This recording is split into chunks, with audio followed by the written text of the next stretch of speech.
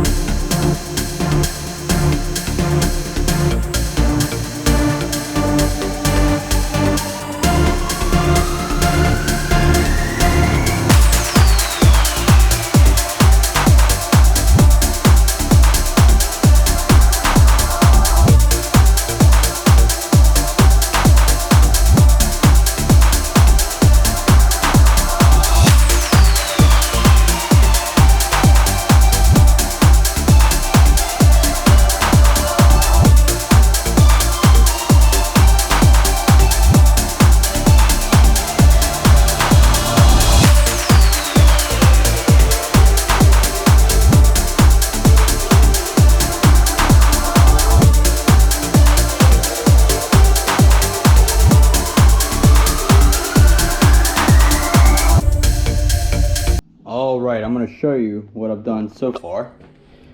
I know it's expensive to get the braces, but this is what I've done.